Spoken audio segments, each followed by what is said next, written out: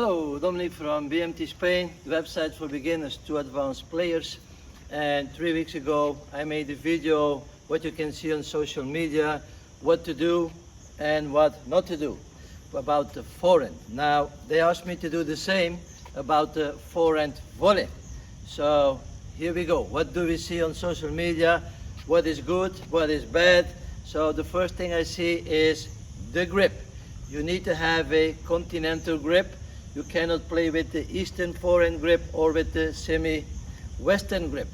The second point I see is the wrist. You need a firm wrist. You cannot play with a loose wrist. The third point is you need a shoulder turn or unit turn.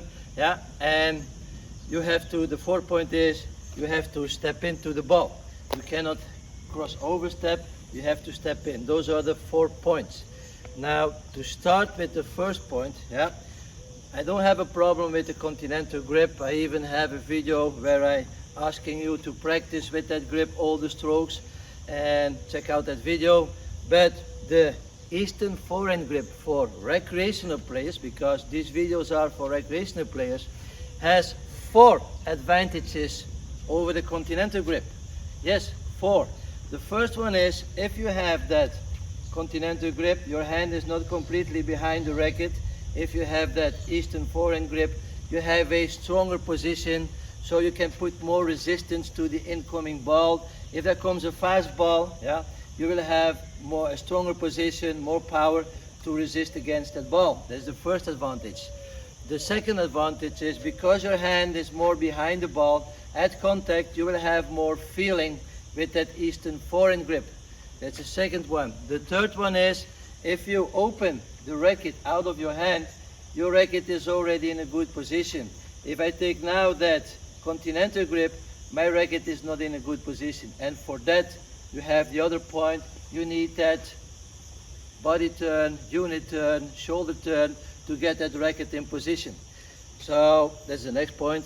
And then the fourth advantage is, if you have that Eastern forehand grip and you open out of your hand, you're faster. If you have to do this or you have to do this, this is much faster than this. So 4 advantages to having the Eastern forehand grip over that continental grip for recreational players. The second point was, you need a firm wrist. Yeah, the racket head should stay above the wrist. You need a firm wrist. Some people asking to have that 110-degree angle, and you have to keep that angle during the whole stroke. Now, if I hear this, a firm wrist, that means that you have to play that stroke out of the arm and out of the body. Because if you cannot change your wrist, yeah, you have to do it out of the arm or with the body. Now, with the Eastern forehand grip, you just go back and you tap the ball. So if you take a ball, the volley movement, the main action in a volley is this. This is your volley. And yes, you use your wrist. And you open, if you have a high ball, you open and you tap. Ball on the side, you open and you tap. Lower ball, you open and you tap. So also here you will see that this racket is below my wrist. It's not above my wrist. So I will play a few volleys afterwards so you can check it out. But do you need a firm wrist for a volley? No. I will show you. So here, you're there, you go up, racket is behind the wrist, and now you can tap. So you have a little more racket head speed. So especially for slower balls, you can put more power in the volley by using your wrist, or at BMT we talk about the hands. By using your hand, you can put more power. So for me, do we need a firm wrist? No. Point 3, the body turn, the unit turn. I already told you they are asking a body turn for about 45 degrees. Well, I want to stay as long as possible, yeah, parallel to the net. So if the ball comes, I have a better view. If I start to go, yeah, I start to have already problems to have a good view on the ball. If I can stay like this, I just open and I'm ready to play my volley. So for me, body turn, if you have that Eastern forehand grip, you don't need it. If you have that continental grip, you see, I cannot, so I need to turn my body, or I need to bring my arm back to get that racket in a good position. So for me, body turn, you don't need it. The 4-point step in, well, if you want to get behind the ball, which is BMT, you try to get behind the ball. So the first thing is also, I will always first step out. I will not directly go like this to the ball because bad view, bad position. So I want to get behind the ball. If I can't get there, because everybody watches the videos, you have to step in. They show you in slow motion all these nice things you have to do. Well, this is good if I'm here on the court. If I'm in that position, the problem is if I'm playing a match, they don't play the ball at me. If they have a good teacher, they will tell you that the passing shot, you aim for the corners in the service box. So if my opponent is there, he will not play this volley straight into my hand so I can put that nice step in towards the ball. No, he will try to play to that corner. So I can only play this ball if I step in. Even if I step out first and then step in, I still cannot reach the service box. But if I step out and I can allow the crossover step, then I have a chance to reach it. So the first thing, you want to stay as long as possible horizontal, and if you cannot reach it, it's a natural thing if you go that you start to turn, that you start to make that crossover step. So stepping in, it's very good if you want a nice video, yeah? And it's good if the ball is within 1 meter of your reach.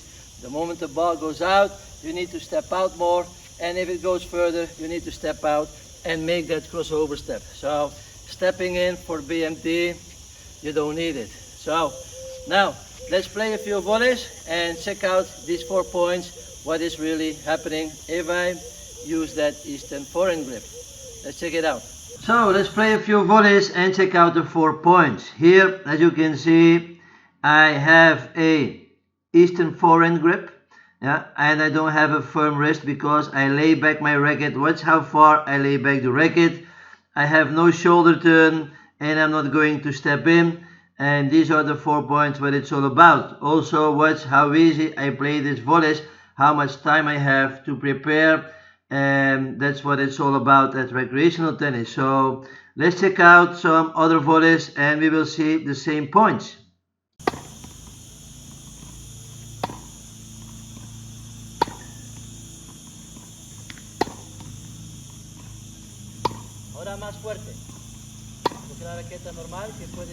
So here we have a volley who goes more to the outside. Watch how I'm stepping out.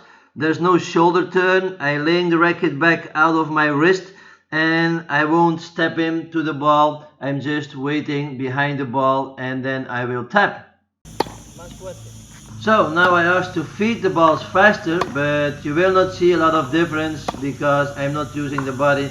I'm open the racket out of the wrist and it's a little faster, but it's not a lot of difference. Now I'm going to give some power out of my hand, as you can see here.